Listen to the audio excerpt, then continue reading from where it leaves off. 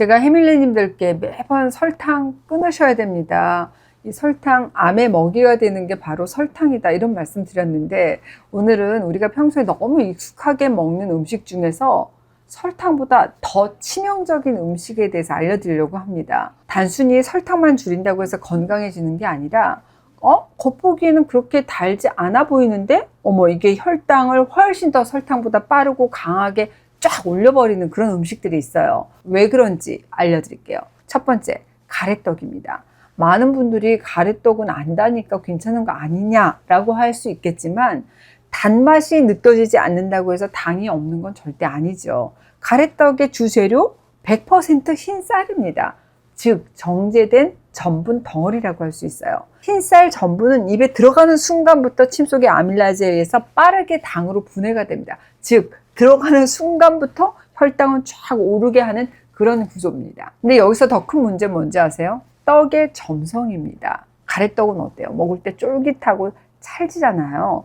위에서는 천천히 소화가 되지만 이미 입에서부터 포도당으로 분해되기 시작했기 때문에 혈당이 빠르게 상승하고 그 고혈당 상태가 오래 지속됩니다. 이렇게 되면 인슐린이 과도하게 분비되고 시간이 지나잖아요. 그럼 우리 몸은 점점 인슐린에 둔감해지는 인슐린 저항성으로 이어질 수가 있어요. 가래떡은 단맛 없으니까 방심하기 쉬운 음식이지만 당 대사 측면에서는 어떻게 보면 설탕보다 더 위험한 음식일 수 있다라고 생각을 하셔야 됩니다. 특히 나는 당뇨 전 단계다, 나는 혈당 스파이크가 있다 하시는 분들은 조금만 드세요. 그리고 단백질하고 채소를 함께 먹어서 혈당 상승을 좀 완만하게 올리는 식의 전략이 필요합니다. 아셨죠? 두 번째, 짜장면입니다. 아니, 짜장면이 왜 면발이 정제 탄수화물이라서 그런 거? 물론 그런 면도 있지만 진짜 위험한 건 뭔지 아세요? 면발이 아니라 짜장 소스예요. 짜장 소스에는 뭐가 들어가? 캐러멜 색소, 설탕, 전분, 조미료가 왕창 들어가거든요. 특히 캐러멜 색소 중에서 일부는 고온에서 화학 반응을 통해서 생성이 되면서 발암 가능 물질로 분류된 물질이 포함될 수 있어서 이거는 유럽하고 미국에서도 좀 규제 기준이 따로 만들어져 있을 정도입니다.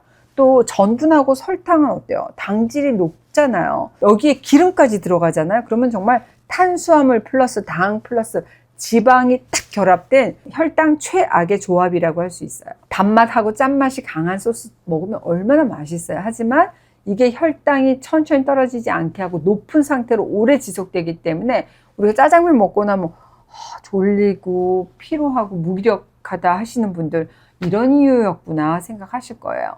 그러니까 짜장면은 단순한 면 요리라서가 아니라 당, 염분, 포화지방까지 한꺼번에 들어가는 대사질환 유발 음식이구나. 세 번째, 식빵의 잼입니다. 아침에 입맛 없어서 나는 간단하게 식빵 한 장에 잼 가볍게 발라 드시는 분들 계실 텐데, 겉보기에는 가볍고 간단해 보이지만 사실 이 조합은 혈당 대사에서 어떻게 보면 가장 치명적인 조합입니다 라는 말씀을 드려요. 뭐가 문제인데, 식빵, 잼 둘 다 문제입니다. 식빵의 기본 재료 정제 밀가루, 설탕, 소금, 식물성 유지잖아요. 거기에 우리가 잼 발라 먹는 거 대부분 설탕에 과일 농축액을 섞은 고당도 제품입니다. 이 둘이 만나잖아요. 그럼 정제 탄수화물, 단순당, 지방이라는 최악의 조합이 됩니다. 게다가 아침 시간대는 어때요?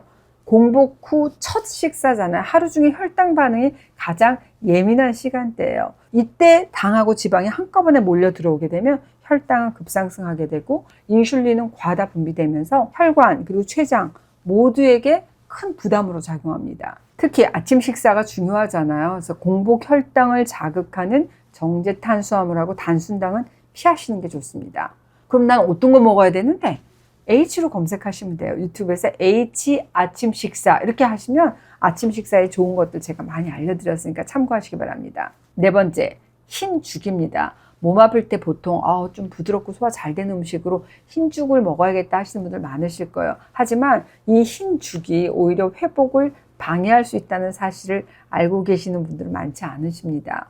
흰죽은 정제된 흰쌀로 오래 끓여서 만든 음식이잖아요. 이런 과정에서 전분이 거의 다 분해돼요. 혈당 지수가 굉장히 올라갑니다. 이런 반응은 병으로 좀 기력이 있게 쇠해지신 분들에게는 몸 입장에서는 부담이 될 수밖에 없어요.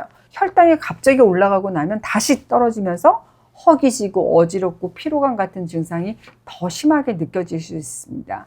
결국 회복에 필요한 에너지 공급은커녕 혈당 롤러코스터에 몸은 더 지치게 될 수 있죠. 특히 난 당뇨인이다, 인슐린 저항성이 있다, 난 노년층이다 하신 경우에는 어떻게 보면 좋은 회복식이 아니라 혈당 폭탄으로 다가갈 수 있습니다. 보기에는 평범한 똑같은 음식이라고 하더라도 이걸 어떻게 조리하느냐, 조리 방식이라든지 재료 조합을 따져보면 설탕보다 오히려 더 치명적인 경우가 많습니다. 가래떡, 짜장면, 식빵의 잼, 흰죽, 가급적 피해야겠다 생각이 드셨죠? 건강이라고 하는 것은 비싼 거를 얼마나 내가 잘 골라 먹느냐가 아니라 어떤 것을 어떤 방식으로 먹느냐에 따라서 달려있다고 해도 과언이 아닙니다. 오늘도 건강하게 해밀리 하세요.